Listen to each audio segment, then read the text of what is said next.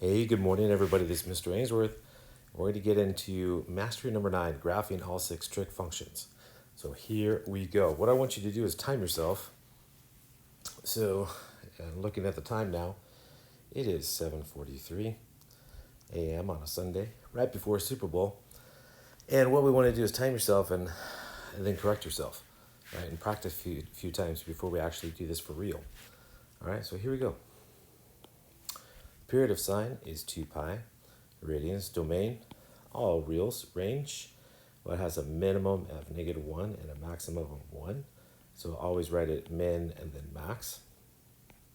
Okay, this is a sine function here. You have to label all the axes, so let's go up 1, down 1. You could scale it differently if you like. Okay, you don't have to go up 2. That's totally up to you. I just do it to kind of spread things out. So pi halves, pi, 3 halves pi, and then 2 pi. Again, you don't have to go out 8 units. I just do this because it's easier to fit everything in, that's all. Okay, and then sine starts at the origin.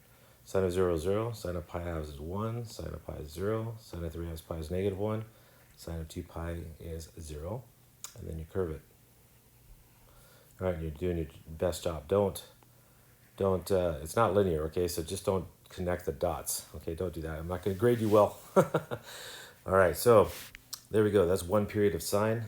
Again, from 0 to 2 pi is 1 period, and that's all you have to graph, okay? If you want to graph more, that's fine, but minimum 1 period only. All right, cosine. Here we go. Same period, same domain, same range, okay? From -1 to 1. Make sure these are closed. Okay, because closed intervals, because the domain and range, the range includes -1 and 1, so it has to be closed. So keep that in mind. All right, now you have to scale the axes again. So just scale sine and cosine the same way. All right. You have to label the axes. That way I know that you know what's going on. Cosine of 0 is 1, so it starts at the amplitude of 1, and then cosine of pi halves is 0. Cosine of pi is -1. Just think about the unit circle. So you plot your 5 points, and you curve it.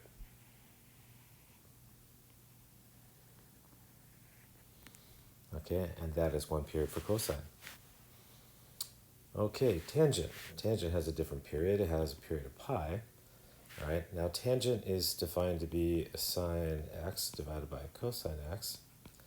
All right, and guess what? Cosine x, whatever that is, can't be equal to 0. So that means all reals except where the asymptotes are. Pi halves plus, well, I'll tell you what, I'm going to list it first. Okay, so instead of doing the fancy notation, pi halves, 3 pi halves, etc. Or you can quickly go to this right here, pi halves, all right, plus k pi. And you have to tell me that k is an integer here. All right, range is a set of all reals. You can use the symbol, or you can say all reals, because it goes infinitely up and down. Okay. And then you have to graph the asymptotes, and it graph at least 1 period. So if this is -pi halves here, this is pi halves here, we have asymptotes there. You have to draw the asymptotes in. That's mandatory. All right. And then you have to scale the axes. So let's say this is 1 here, and this is -1 here. So if this is if this is pi halves, then guess what? That's pi fourths. Tangent of pi fourths is 1. Tangent of 0 is 0. Tangent of -pi fourths is -1, and then you sketch your curve. So you have to plot 3 points on this one, and you have to draw it going through the points, and you have to draw it asymptotic to the axes.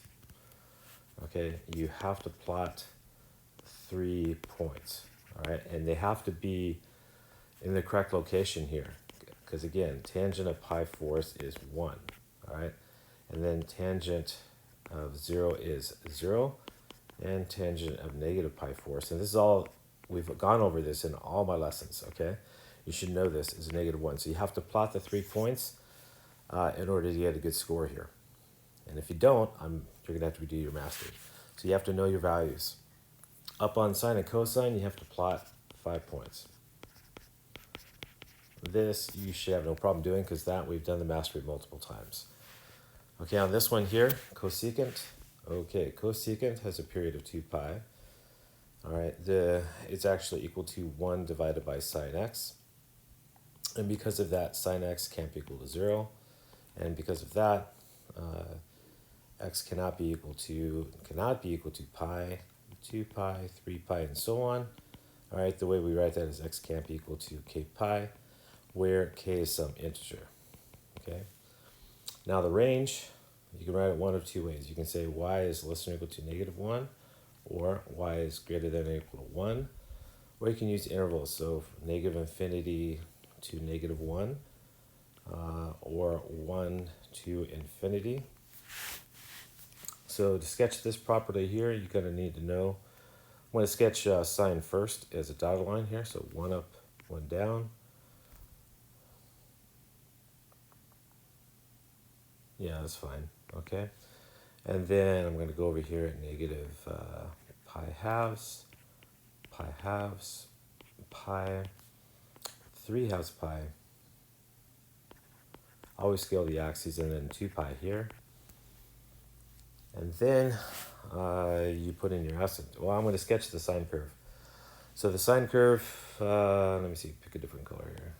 So the sine curve helps you draw the secant curve, and the secant always occurs at the max and the mins. So what you do is you, start over, Aynesworth, getting a little crazy here. Okay, sine starts here. So plot the sine curve first. It kind of looks like this right here, right? So you plot the sine curve just like we did in the first one, and then you put your asymptotes in, so they occur at 0, all right, pi, and 2 pi, and then I'm going to graph one period. So here we go. So in blue here comes secant of x. So it occurs at the max, so that's a point, and I'm going to curve it so that it is asymptotic to the asymptotes here, and then the bottom piece, the second piece here, it lies below the -1, and again, that's one period, all right, from 0 to pi. Okay, so I plotted the sine curve just to help me, all right, with the cosecant curve. So this one in blue here, dark blue that is cosecant of x. All right, so you sketch the sine curve first, and then the cosecant curves at the max, okay, and also at the min here. And again, the range is above 1 and below -1. Okay. Now the other one that's related to it is the secant curve. Now the secant curve, secant of x here is 1 over cosine x. And because of that, cosine x can't be equal to 0, which means x cannot be equal to pi halves, 3 pi halves, 5 pi halves, and so on, ... So in other words, if you want to write it this way here, x cannot equal to pi halves plus k pi, where k is some integer. Now here the same domain, so you can say y is less than or equal to -1, or y is greater than or equal to 1, or you can use your interval notation, that's fine with me, whatever one you like, just make sure you understand it. Okay, and then what we're going to do is we're going to draw the cosine curve.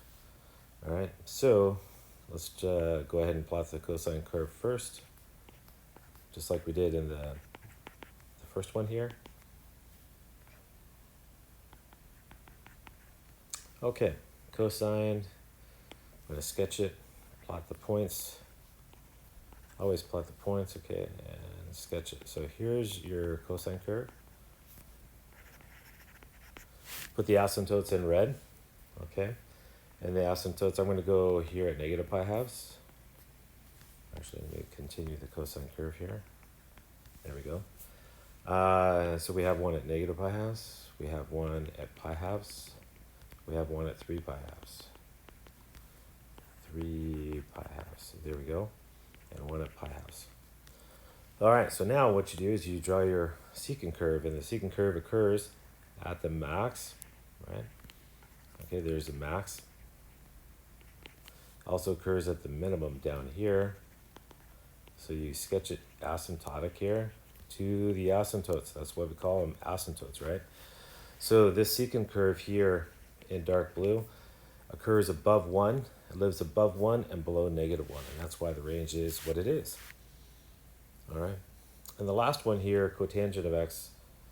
Okay, so cotangent of x is defined to be the reciprocal of the tangent function, so cosine x divided by sine x, and as you guys know, denominator can't be equal to 0, so sine x can't be equal to 0, which means x cannot be equal to 0, pi, 2 pi, etc., right? So x cannot be equal to multiples of pi, which is written k pi, where k is some integer. All right, and the range, well, the range is all reals, just like the tangent function, just shaped a little bit differently, and it has a period of pi, just like tangent, but the asymptotes are shifted over. So the first asymptote is at 0. Okay, this is pi halves here. This is pi and 2 pi. So we have an asymptote at pi, and we have an asymptote at 2 pi, etc. You can graph as many periods as you want. Got to be careful here when you plot this, though. So the cotangent of pi force, which is right here, well, guess what? That is 1. So let's mark this as 1. This one -1 here. So cotangent of pi force, that's pi force, is 1.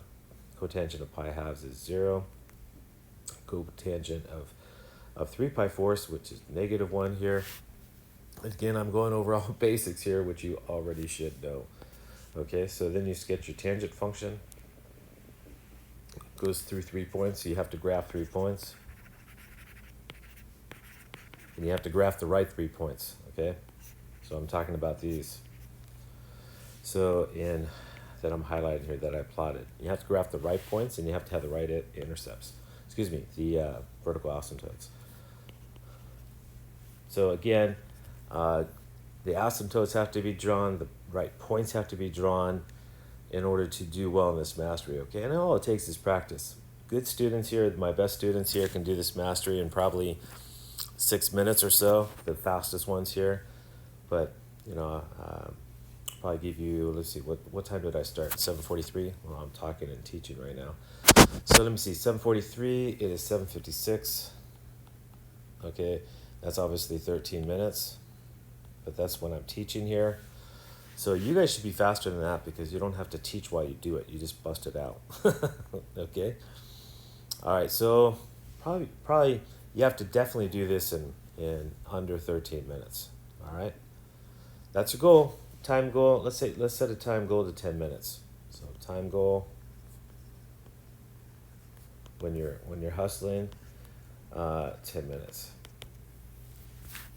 All right, do your best. If it takes 13, okay.